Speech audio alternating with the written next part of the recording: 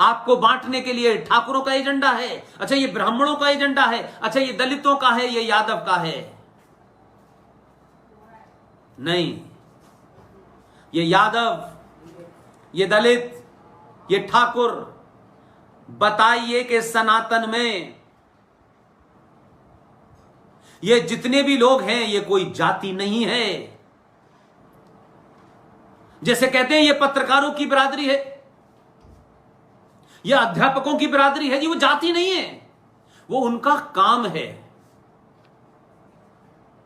वो उनका प्रोफेशन है। इसलिए मैंने कहा कि छोटी छोटी सी बात को अगर आप ध्यान कर लें तो आप इस बात की तरफ ध्यान दें कि आप भगवान परशुराम को याद करें, जो एकमात्र ब्राह्मण माने जाते थे। हमने बहुत सारी बातें कही उनके बारे में, लेकिन मैंने वही कहा कि अगर हम थोड़ी देर के लिए कुछ चीजों को सच्चाई में पढ़ लें तब भी आपको लगेगा कि आपके पुरुष आपके सब कुछ कह गए हैं। भगवान परशुराम ने कहा, जन्म जायते शूद्र, अर्थात मनुष्य पैदा शूद्र होता है, यानी वो कुछ भी नहीं होता, सिर्फ एक मनुष्य होता है। अपने पुरुषार्थ से, अपने काम से, अपने कर्मों से वो कुछ कुछ बन जाता है।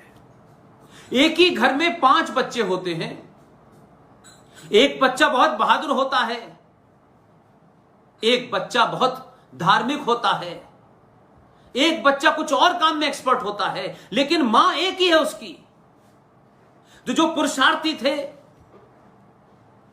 जो बल थे, वो देश की रक्षा करने पे चले गए, उसे छत्री के नाम से पहचाना गया।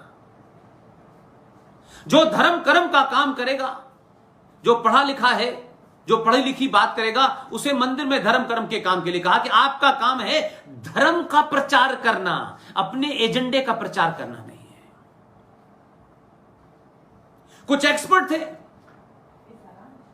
उन्होंने दूसरा काम किया, तीसरा काम किया, कोई तिजारत करेगा, कोई लिखेगा, इस तरीके से काम बटा। हम सब पैदाइशी शूद्र हैं। हम सब अपने अपने पुरुषार्थ से, अपने अपने काम से अपनी जगह बनाते हैं समाज में। लेकिन आपको, आपके दुश्मनों को, आपकी संस्कृति के दुश्मनों को हजारों साल से षड्यंत्र में आपको फंसा दिया गया, और आज आप जातियों के नाम पे पार्टियां बन रही हैं, और हम उसको सत्ता प्राप्त करने का एक माध्यम, एक प्रकल्प समझ बैठे हैं। पार्टी बना लो, 2 इधर के जोड़ लो, 2 उधर के जोड़ लो, सत्ता में आ गए तो फिर उसके नियम बना दो और फिर नियमों को लागू कर दो। इतने नियम लागू करने के बाद भी 70 साल में सनातन को तोड़ नहीं पाए। बहुत बहकाया, ये माई कॉम्बिनेशन है, उनका माई कॉम्बिनेशन से सत्ता चली, फिर माई कॉम्बिनेशन में वाई हट गया, डी आ गया, तो ये एमडी कॉम्बिनेशन हो गए दलित के नाम। लेकिन एक फैक्टर वो लगा रहा, वो सेकुलरिज्म की 28 दुकानों में भी शामिल है, वो मुलायम सिंह के साथ भी शामिल है, वो मायावती के साथ भी शामिल है, वो लालू के साथ भी शामिल है, वो नीतीश के साथ भी शामिल है। इस देश का जो सबसे ज्यादा कम्युनल है, जो सबसे ज्यादा जिहादी है, जो किताब उसको जिहाद से अलग जाने नहीं देती, जो किताब उसको बताती है कि तुम्हें, जो नॉन बिलीवर है, जो तुम्हारे अल्लाह को नहीं मानता, उस पर ईमान नहीं, उसको कैसे कैसे मारना है, कितना मारना है, कब मारना है, वो किताब के लोग सेकुलर हैं। पूरी दुनिया में कत्लो गारत कर रखी है, पूरी दुनिया की सभ्यताओं को मिटाने पे तुले हैं, चर्चों को तोड़ करके मस्जिद बना रहे हैं और कहते हैं कि हमसे तो ज्यादा कोई मानवीय नहीं है। ये मक्कारी के मोटे मोटे चादरों के अंदर छुपे हुए जिहादियों को समझिए। लिहाजा इस देश में सारे एक्सपेरिमेंट हुए और उस एक्सपेरिमेंट के कारण आपको तो कहा गया कि आप तो दलित हैं, ठाकुर हैं, फिर ये सरयू पारू ब्राह्मण हैं, ये दूसरे ब्राह्मण हैं, ये चौथे ब्राह्मण हैं, और इतना कर दिया कि सत्ता के लालच में आप बढ़ते चले गए।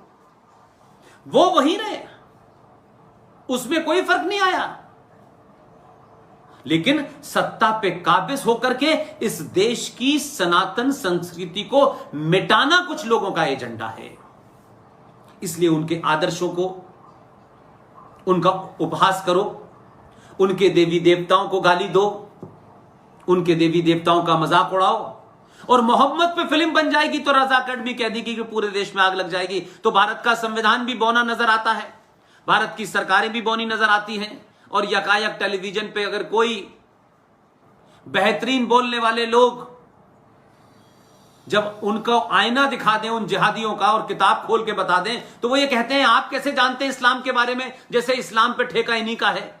वैसे तो ये जाहिल हैं, पढ़े लिखे नहीं है, लेकिन कुरान शरीफ पढ़ लेते हैं। ये लैंग्वेज ये अल्लाह अम्मा के पेट से सीख के आते हैं।